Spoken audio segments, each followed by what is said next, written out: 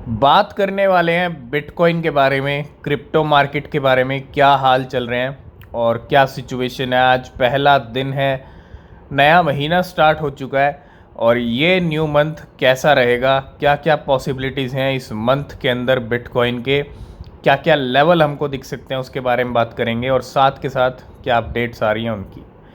लेकिन उससे पहले आप सभी को वेरी गुड मॉर्निंग। अगर हम बिटकॉइन की बात करें तो बिटकॉइन आज की शुरुआत थोड़ी सी नमी से हुई है और जैसा हमने डिस्कस किया था कि जुलाई मंथ जो है स्टार्टिंग का जो फेज़ रहेगा ना, क्योंकि जुलाई मंथ एक दिन का नहीं है, 30-31 दिन, तो इतने दिन बिटकॉइन को मेंटेन करना है खुद को। और जब एक मंथली कैंडल 30-31 दिन की होती है ना, तो फिर बहुत सारी चीज़ें होती हैं। अब स्टार्टिंग फेज़ कैसा हो सकता है?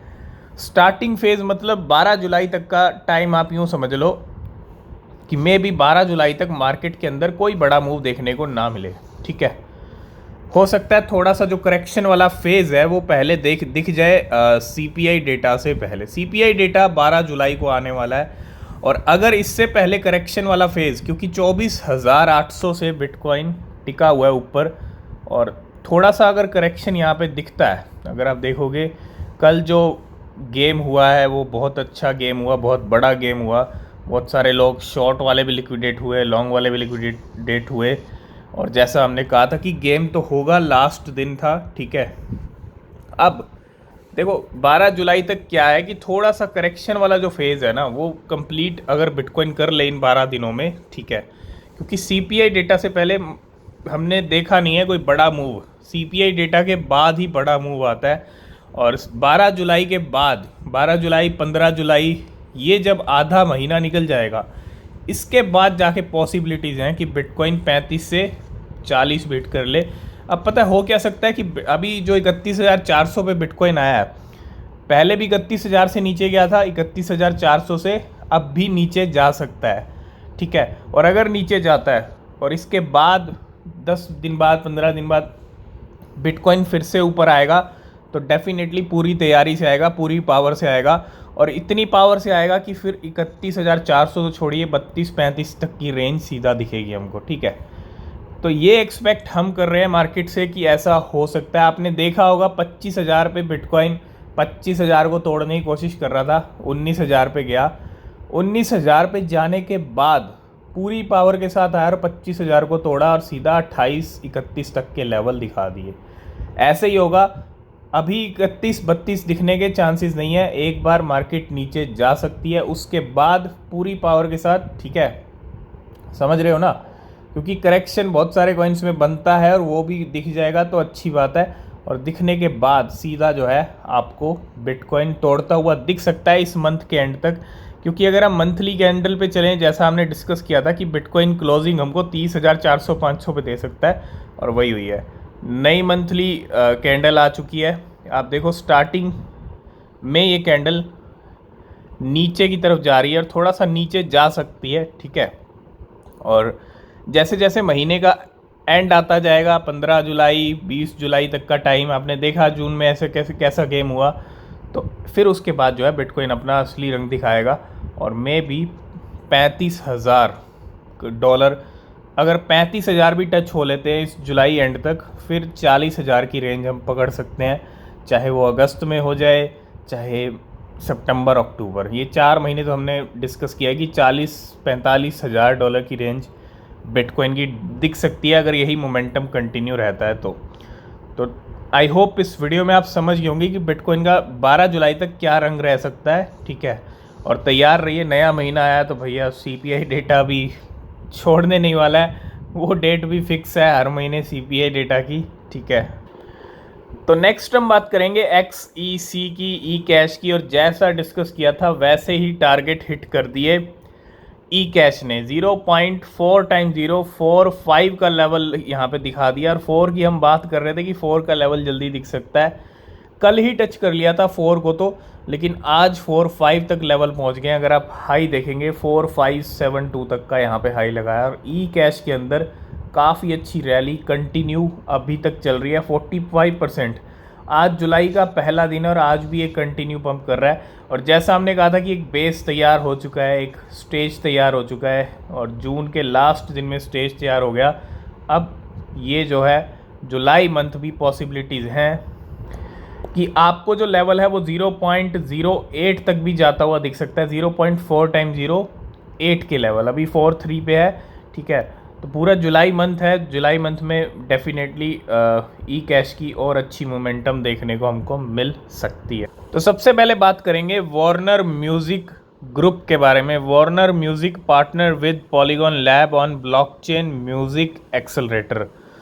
तो एक तरह से पॉलीगॉन के साथ यहाँ पे वार्नर म्यूज़िक की पार्टनरशिप हुई है to launch a music accelerator program that aim to onboard the next generation of music and dapps on the Polygon network. और इस म्यूज़िक नेक्स्ट जनरेशन म्यूज़िक और डैप्स के लिए पॉलीगॉन को चुना है यहाँ पे वार्नर म्यूज़िक ग्रुप ने। अगर आप देखो वार्नर म्यूज़िक ग्रुप और पॉलीगॉन की एक पार्टनरशिप होती हुई। नेक्स्ट हम बात करेंगे बड़ी इंपॉर्टेंट बात। एक तरफ तो फेड का जो टारगेट है सीपीआई इन्फ्लेशन को लेके वो 2% का टारगेट है कि उसको 2% तक लेके जाना है, लेकिन दूसरी तरफ Federal Reserve chair pushes stronger measure to tackle inflation, consider back to back rate hike.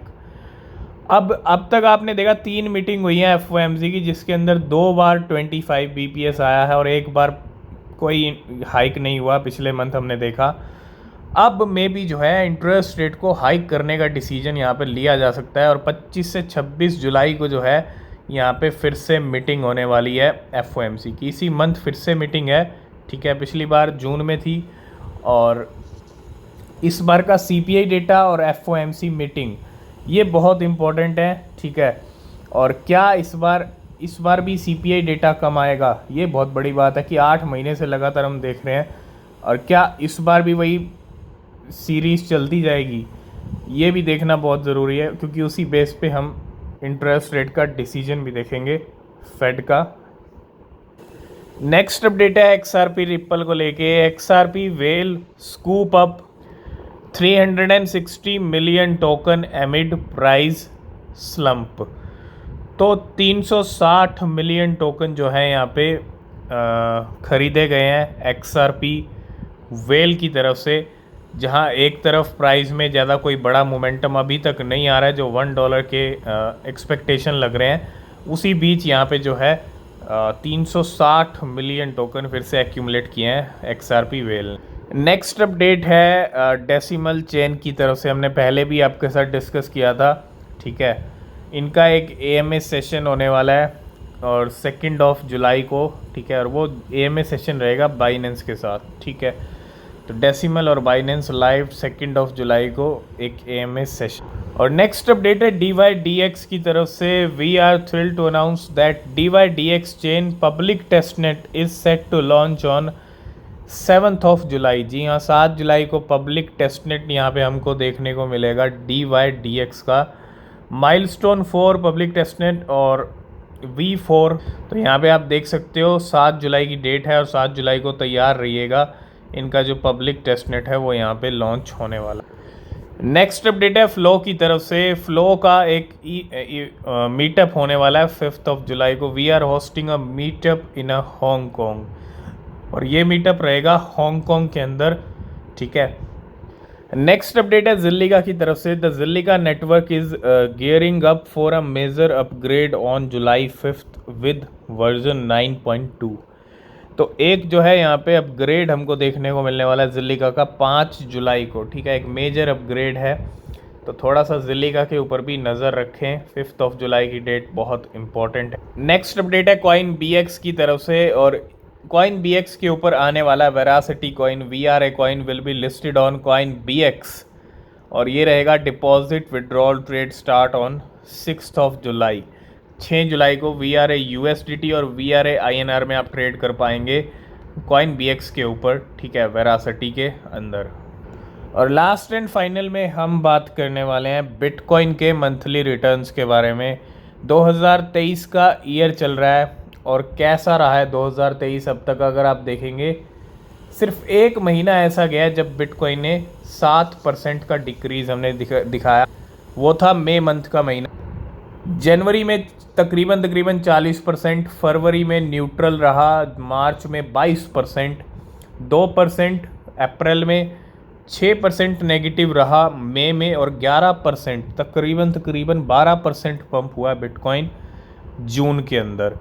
जुलाई का अब ये ईयर कैसा रहेगा, मतलब ये मंथ कैसा रहेगा जुलाई का, अगर हम जुलाई के मंथ की बात कर लें, 2022 का जुलाई 16% ग्रीन में रहा था, 2021 का जुलाई 18%, 2020 24%, 2019 की बात करें 6% डाउन हमको देखने को मिला था। तो जुलाई मंथ की अब तक जहाँ तक स्टोरी रही है वो मोस्टली ग्रीन की स्टोरी है ना। सिर्फ 3 अगर हम यहाँ पे ईयर 3 ईयर के 3 मंथ निकाल दें तो 9, 7 और 6% डाउन हुआ है, लेकिन जुलाई में काफ़ी अच्छी ग्रीनरी रही है हिस्टोरिकली। तो अब देखते हैं हिस्टोरिकली क्या कुछ रहता है।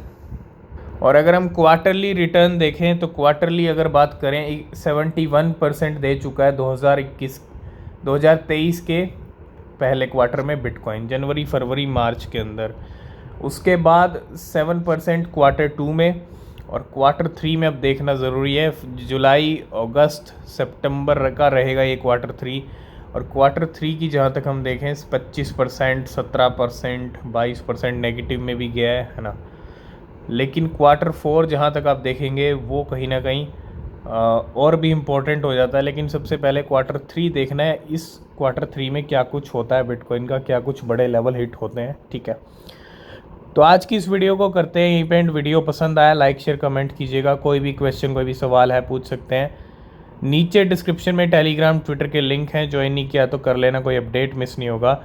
और किसी भी क्रिप्टो में इन्वेस्ट कर रहे हैं तो हमेशा अपनी रिसर्च करें, वो बेहद ज़रूरी होती है। मिलते हैं नेक्स्ट वीडियो में, तब तक के लिए बाय बाय, टेक केयर।